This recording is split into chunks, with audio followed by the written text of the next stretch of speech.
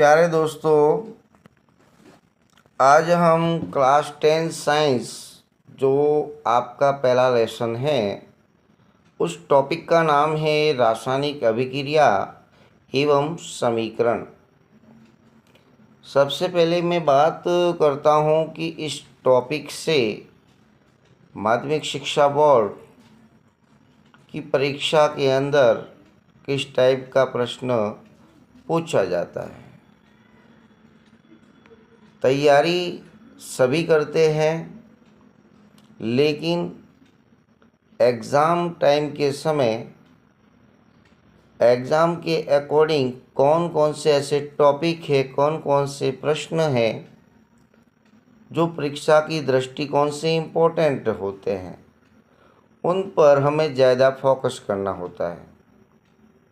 ठीक है, ये महत्वपूर्ण है। हम कौन सा टॉपिक पढ़ के जाए, कौन सा उसके अंदर महत्वपूर्ण प्रश्न है, किसको हमें छोड़ना है, कौन से प्रश्नों को अपने को ध्यान देना नहीं है, ये महत्वपूर्ण है। आप कंपटीशन एग्ज़ाम में की बात करें तो 10,000 5,000 सीट होती है, लेकिन 5 लाख 10 लाख लोग हैं वो फॉर्म भरते हैं, तैयारी भी करते हैं, लेकिन सिलेक्शन सबका नहीं होता।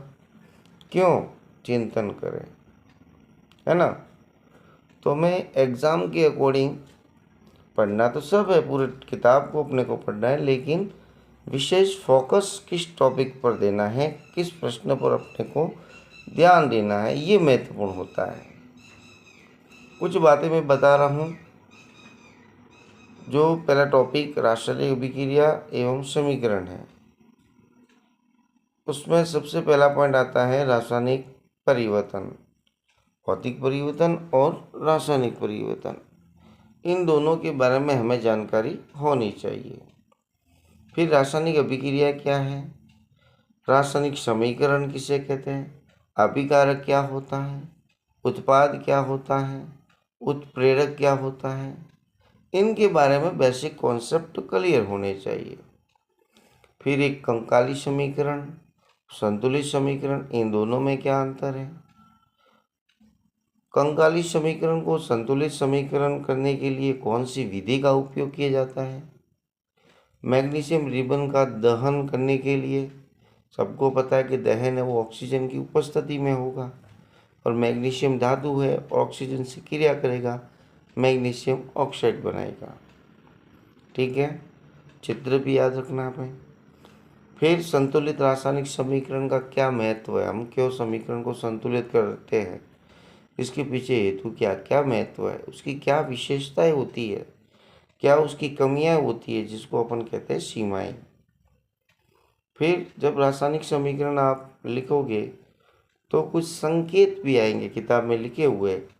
कई जगह आप एस लिखा हुआ होगा, एल लिखा हुआ होगा, जी लिखा होगा और ए क्यू लिखा होगा। इन प्रतीकों का अर्थ हम समझेंगे।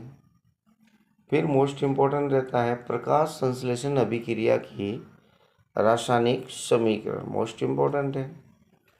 फिर आता है आपका रासायनिक अभिक्रिया के प्रकार, उसमें संयोजन जिसे योगात्मक अभिक्रिया भी कहते हैं, वियोजन अभिक्रिया जिसको अपघटनीय अभिक्रिया भी कहते हैं।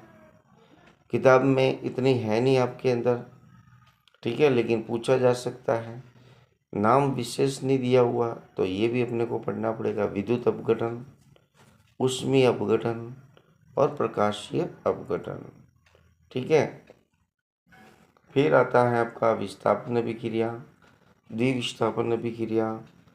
द्विविस्थापन अभिक्रिया में अवक्षेपण अभिक्रिया इंपॉर्टेंट रहती है। ऊष्माक्षेपी ऊष्माशोषी अभिक्रिया की परिभाषा, अंतर और समीकरण हमें याद होना चाहिए।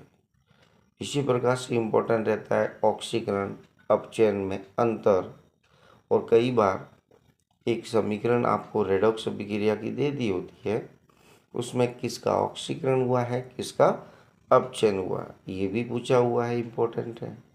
और उसके बाद संसारण क्या होता है, संसारण किसे कहते हैं, संसारण के बचाव के क्या उपाय है, संसारण होता क्यों है, ठीक है, इसकी क्या हानियां हैं, इनके बारे में भी पढ़ना पड़ता है। और अंतिम जो पॉइंट है वो है विकृत गंधिता। ये विकृत गंधिता क्या होता है? आप वो चिप्स वगैरह जो मार्केट में मिलती है ने खाई भी होगी। अगर उसका ऑक्सीकरण हो जाए, ठीक है ना, ऑक्सीजन बोलो तो ऑक्सीजन से क्रिया हो जाए तो चिप्स खराब हो जाती है। उसको उपचन से बचाने के लिए, ठीक है ना, जैसे बचाने के लिए प्रतिऑक्सीकारक और प्रतिऑक्सीकारक के रूप में नाइट्रोजन ऑक्सीजन को बाहर निकाला जाता है और नाइट्रोजन है वो इन की जाती है ना, मतलब प्रवेश करवाई जाती है, जिससे चिप्स वो लंबे समय तक सुरक्षित रहे, खराब ना हो। ठीक है, ये तो आपको पढ़ना है। इसके अलावा कुछ प्रश्न हैं, जैसे बुझे हुए चूने के साथ CO2 की रासायनिक समीकरण लिखिए। श्वसन एक ऊष्माक्षेपीय अभिक्रिया है, स्पष्ट करो। साग सब्जियों या वनस्पति द्रव का विघटित होकर कंपोस्ट बनना किस प्रकार की अभिक्रिया है? ठीक है, उसके बाद लेड नाइट्रेट को गर्म करने पर प्राप्त होने वाले उत्पाद के नाम, रासायनिक समीकरण लिखिए, ये भी पूछा जाता है, इम्पोर्टेंट है। फिर रेडॉक्स अभिक्रिया, जिसको ऑक्सीकरण अपचन अभिक्रिया की परिभाषा, रासायनिक समीकरण, ये भी पूछा जाता है। ठीक है, उसके बाद एक अंतिम प्रश्न आपके यहाँ, जब लोहे की कील को कॉपर सल्फेट के विलयन में डुबाया जाता है तो विलयन का रंग है वो क्यों बदल जाता है? और एक और है, श्याम श्वेत फोटोग्राफी में किस अभिक्रिया का उपयोग किया जाता है? ठीक है, तो काफ़ी इम्पोर्टेंट टॉपिक है। अगर इतना भी आप पढ़ लेते हो ना तो आपके समझ लो 5 नंबर आपके पक्के हो जाते हैं। ये पहला पार्ट केमिस्ट्री का है, बार बार रासायनिक सूत्र है, सूत्र भी आपको याद होने चाहिए। ठीक है ना, तो ये पार्ट आपके लिए बहुत ही इजी हो जाएगा। अभी आपको 9 से 10 में आओगे तो थोड़ा सा आपको डिफिकल्ट लगेगा, लेकिन एक बार पढ़ने के बाद आपको बहुत ही आसान लगेगा।